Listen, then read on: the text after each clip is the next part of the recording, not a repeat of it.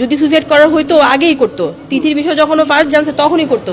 এমন কিন্তু না যে অল অফ এ সাডেন ও শখ খাইছে এন্ড ও ঝুলে গেছে, ব্যাপারটা তা নয়, আগে থেকেই জানতো। ইকরার সাথে যতটুকু আমাদের কথা হয়েছে, ও নেপাল যাবে, ও বাসা থেকে বাসা শিফট করবে, ও জব করে আলাদা লাইফ করবে, আলবির সাথে ডিভোর্স যাই হোক, ও সব কিছু ওর মাথায় সেট ছিল। থাকে না কিছু মানুষ যে আমারটা আগে, ঠিক আছে, আমি দরকার পড়লে 10 জনকে মেরে পেরোয় আসবো সমস্যা থেকে, ও এরকম, ঠিক আছে, ও কত ফাইট ব্যাক করার মতো মানুষ। জানি না কি হলো হঠাৎ করে তো এটা সুইসাইড করার মতো মেয়ে না। সকালবেলা লাস্ট কি হয়েছে ওইটা আপনারা একটু বের করার চেষ্টা করেন। লাস্ট কলে আসলে কি হয়েছে ওইটাই জানলে হয়তো বিষয়টা জানা যাবে, কারণ তার আগ পর্যন্ত ইকরার সাথে যতটুকু আমাদের কথা হয়েছে, ও নেপাল যাবে, ও বাসা থেকে বাসা শিফট করবে, ও জব করে আলাদা লাইফ করবে, আলবির সাথে ডিভোর্স যাই হোক, ও সব কিছু ওর মাথায় সেট ছিল। ও যদি সুইসাইড করার হইতো আগেই করতো। তিথির বিষয় যখন ও ফার্স্ট জানছে তখনই করতো। এমন কিন্তু না যে অল অফ এ সাডেন ও শখ খাইছে এন্ড ও ঝুলে গেছে, ব্যাপারটা তা নয়, আগে থেকেই জানতো। সুইসাইড করার মতো মেয়ে ইকরা না।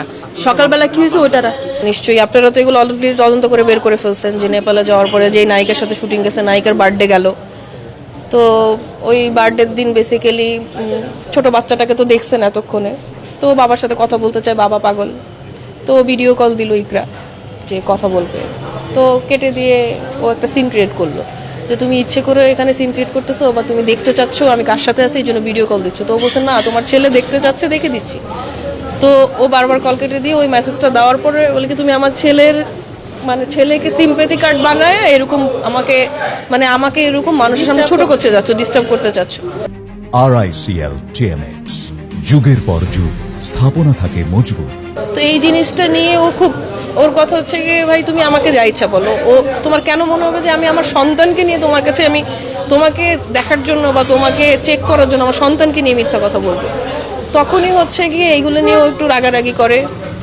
ওই মেয়েটাকে ও কিছু মেসেজ টেসেজ পাঠায়, ওই মেয়ে আবার ওখানে সিন ক্রিয়েট করে, রাগারাগি করে যে আমি যেটা হয় যে যেহেতু ও পাঠাইছে, ও ইকরা পাঠাইছে, ওর মেয়ের কথা হচ্ছে গিয়ে যে আমার বার্থডের দিনই ওর এগুলো করতে হবে, সামথিং লাইক দ্যাট। এগুলো নিয়ে ঝামেলা হওয়ার পরেই হচ্ছে গিয়ে বেসিক্যালি যেটা আমরা ইকরার মুখ থেকে শুনছি যে আলবি তখন এই স্ট্যাটাসটা দেয় অ্যান্ড মোটামুটি এগুলো নিয়েই একটু ছিল। তখন হচ্ছে ও নিচে কমেন্টও করে কিন্তু, যাও তোমাকে মুক্তি দিয়ে দিল, মুক্তি পেয়ে গেছো বা সামথিং লাইক দ্যাট।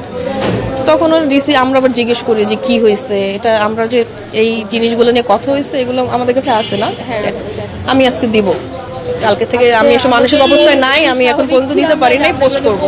আমাদের কাছে স্ক্রিনশট যা আছে আমরা এগুলো নিয়ে সাজায় গুছায় একটা পোস্ট করে দিব, না আপনারা পেয়ে যাবেন। আপনারা অলরেডি অনেক স্ক্রিনশট পেয়েছেন, অনেকেই শেয়ার করেছে।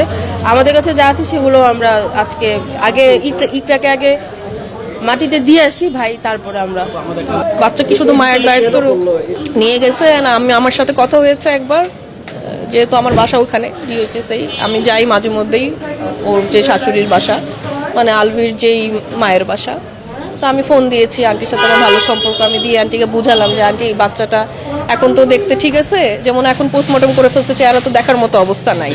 আমি বলছি এখনও যেহেতু দেখতে ঠিক আছে, একটু নিয়ে আসেন বাচ্চাটা, মাকে দেখুক, একটু আদর করুক, আপনিও আসেন, না আসলে খারাপ দেখায়।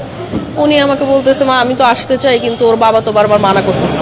এগুলো তো আপনার স্ক্রিনশট আসলে দেখছি, শুধু আমাদের সাথে না সবার সাথে আলোচনা করছে, এখানে যত মানুষ আছে সবার সাথে আলোচনা হয়েছে। আমরা যারা ওর সাথে, ওর তো কোনো ভাই বোন নাই, ঠিক আছে, আমাদের সাথেই ওদের সব আমরা আমাদের সাথেই শেয়ার করে, আমাদের মধ্যে ফ্যামিলি। যেহেতু ওর বাবা মাও ময়মনসিংহ থাকে, আমার যেরকম মন খারাপ হলে বা কিছু হলে আমি বাবার বাসায় যে 2 দিন থেকে আসি, ঠিক আছে, ওর তো এই জিনিসটা নাই, কারণ বাবা মা ময়মনসিংহ থাকে, মন চাইলেই তো আমি ময়মনসিংহ ছুটে যেতে পারি না। তো বাবা ভাই বোনও নাই, তো ওর যত মন খারাপ হোক, ওর খারাপ লাগলে ওর ফ্রেন্ড নাফিসের বাসায় চলে যায়, ওর খারাপ লাগলে ওর বাসায় চলে যায়, ওর খারাপ লাগলে ও বলে যে চল আমার বাচ্চাটাকে নিয়ে, তোর বাচ্চাটাকে নিয়ে ঘুরে আসি, আমরা ঘুরতে যাই। কথা হয়েছে তখন বলে আমার সাথে যেটা হলো, ও আমাকে বলছিল আমি বাসায় আসি, আমার বাচ্চাটার নাম হচ্ছে আওয়াজ, তো রিজিক আর আওয়াজের আমার খুব ভালো বন্ডিং। তো রিজিক আবার ভিডিও কলে বলতেছিল যে আমি আওয়াজের সাথে খেলা করতে যাবো। তো আমি বললাম ঠিক আছে তাহলে রিজিককে নিয়ে চলে আয়, শুক্র শনি 2 দিন তো ওদের স্কুল বন্ধ। তখন বললো আচ্ছা ঠিক আছে দেখি। তো বললো যে ঠিক আছে আমি আসলে রাতে থাকবো। আমি হ্যাঁ তুই কালকে পরশু 2 দিন বন্ধ আছে, আমার বাসায় থাক তুই। পরে ও আমার কিছু জানাইলো না, পরে বললো যে আচ্ছা আমি একটু থাকি, সমস্যা নেই, আমি পরে জানাচ্ছি। এরপরে আরও আসে নাই, বাট পরদিন আবার কথা হলো, আমরা বুঝতেছিলাম, বাট আমরা ভাবছি যে ও একটু নর্মাল হোক, দেখা তো করবে, আমি ওর অফিস আছে, আমারও কাজ আছে, আমরা ভাবছিলাম আমরা একটু ও একটু নর্মাল হলে আমরা গিয়ে ওর সাথে, ইভেন গতকালকে ওর বাসাতে ইফতার পার্টি ছিল, ইফতার প্রোগ্রাম ছিল, আমাদের তো যাওয়ারও কথা ছিল, গিয়ে আমরা ওর সাথে আসলে কথা বললাম।